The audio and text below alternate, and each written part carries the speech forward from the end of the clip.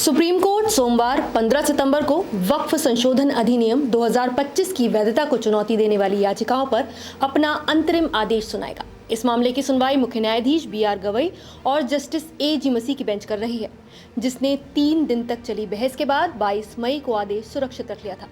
याचिकाकर्ताओं ने इस अधिनियम को मुसलमानों के धार्मिक अधिकारों और संविधान के अनुच्छेद 26 का उल्लंघन बताते हुए चुनौती दी है।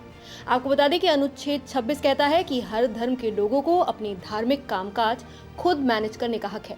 वहीं केंद्र सरकार का कहना है कि ये कानून पारदर्शिता और जवाबदेही सुनिश्चित करने के लिए आवश्यक है। याचिकाकर्ताओं का मुख्य तर्क वक्फ बाय यूजर प्रावधान को हटाने से जुड़ा है। इस प्रावधान के तहत यदि कोई संपत्ति लंबे समय तक मस्जिद, कब्रिस्तान या मदरसा जैसी धार्मिक गतिविधियों में इस्तेमाल होती रही है, तो बिना किसी औपचारिक घोषणा के भी उसे वक्फ माना जाता था। लेकिन 2025 के संशोधन ने इसे हटा दिया। याचिकाकर्ताओं का कहना है कि इससे कई ऐतिहासिक वक्फ संपत्तियों का अस्तित्व खतरे में पड़ जाएगा। वरिष्ठ अधिवक्ता कपिल सिब्बल ने तर्क दिया कि सरकार 1954 से वक्फ संपत्तियों का सर्वेक्षण करने में विफल रही है और अब उसकी इस नाकामी का बोझ मुसलमानों पर डाला जा रहा है। वहीं अभिषेक मनु सिंघवी और राजीव धवन ने कहा कि ये कानून दान जैसी धार्मिक परंपरा को कानूनी प्रक्रियाओं में उलझाकर कमजोर करता है। दूसरी ओर केंद्र सरकार ने इस अधिनियम का बचाव करते हुए कहा कि वक्फ इस्लामी अवधारणा है और इसलिए 2023 में किसी भी व्यक्ति को वक्फ बनाने की अनुमति देना गलत था। सॉलिसिटर जनरल तुषार मेहता ने अदालत को बताया कि देश में वक्फ संपत्तियों के नाम पर बड़े पैमाने पर दुरुपयोग हुआ है, यहाँ तक कि पूरे गांव और विशाल जमीनों को वक्फ घोषित कर दिया गया है।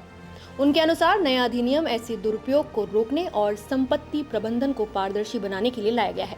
अधिनियम के अन्य विवादित प्रावधानों में ये शर्त भी शामिल है कि केवल वही व्यक्ति वक्फ बना सकता है जो कम से कम 5 वर्षों से धार्मिक रूप से सक्रिय मुस्लिम हो। इसके अलावा सभी वक्फ संपत्तियों को 6 महीने के भीतर उम्मीद डिजिटल पोर्टल पर पंजीकृत करना अनिवार्य किया गया है। अधिनियम में अनुसूचित जनजातियों की जमीन पर वक्फ बनाने पर रोक, ASI संरक्षित स्मारकों पर बने वक्फ को अमान्य करना, परिषदों और बोर्डों में महिला सदस्यों की संख्या 2 तक सीमित करना और वक्फ ट्रिब्यूनल के आदेशों के खिलाफ अपील की अनुमति जैसे प्रावधान भी शामिल हैं।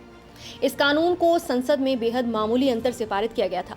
वक्फ संशोधन अधिनियम 2025 को संसद ने वोटिंग के बाद मंजूरी दी, जिसमें लोकसभा में 288 सांसदों ने पक्ष में और 232 ने विरोध में वोट डाला, जबकि राज्यसभा में 128 वोट पक्ष में और 95 विरोध में पड़े। संसद से पास होने के बाद ये बिल राष्ट्रपति के पास गया और उनकी मंजूरी मिलने पर 5 अप्रैल 2025 को अधिसूचित कर दिया गया। इसका मतलब है कि उस तारीख से ये संशोधन आधिकारिक रूप से कानून बन गया और पूरे देश में लागू हो गया। इसी बीच अप्रैल में पूर्व मुख्य न्यायाधीश संजीव खन्ना की बेंच ने कुछ प्रावधानों पर आपत्ति जताई थी, जिसके बाद केंद्र ने सुप्रीम कोर्ट को आश्वासन दिया कि जब तक मामला लंबित है तब तक गैर मुसलमानों को वक्फ बोर्ड या केंद्रीय वक्फ परिषद में नियुक्त नहीं किया जाएगा और किसी भी वक्फ की स्थिति या चरित्र में कोई बदलाव नहीं किया जाएगा। इस अधिनियम को चुनौती देने वालों में कई राजनीतिक दल, नेता और संगठन शामिल हैं। याचिकाकर्ताओं में AIMIM सांसद असुद्दीन ओवैसी, आप विधायक अमानतुल्लाह खान, जमीयत उलेमाए हिंद के मौलाना Arshad Madani, All India Muslim Personal Law Board, Indian Union Muslim League, TMC सांसद महुआ मोइत्रा, RJD सांसद मनोज झा, सपा सांसद जियाउर रहमान, DMK, CPI और कई अन्य शामिल हैं। अब सबकी निगाहें सुप्रीम कोर्ट के सोमवार के आदेश पर टिकी हैं। अगर अदालत विवादित प्रावधानों पर अंतरिम रोक लगाती है तो वक्फ संपत्तियों का डिजिटल पंजीकरण और अन्य नई व्यवस्थाएं ठप हो जाएंगी। लेकिन अगर रोक नहीं लगी तो देश भर की वक्फ संपत्तियों को तय समय सीमा में उम्मीद पोर्टल पर पंजीकृत करना अनिवार्य होगा।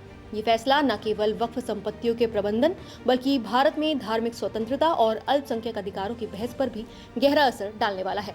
तो आपको क्या लगता है कि सुप्रीम कोर्ट का ये फैसला क्या होना चाहिए और आप इस मामले में किस फैसले को सही मानते हैं? अपनी राय हमें कमेंट करके जरूर बताइए। नमस्कार, मैं हूं मानक गुप्ता। अगर आपको हमारा ये वीडियो पसंद आया हो तो इसे लाइक और शेयर जरूर करें और हाँ, हमें सब्सक्राइब और फॉलो करना ना भूलें ताकि आप देश और दुनिया की कोई खबर मिस ना करें।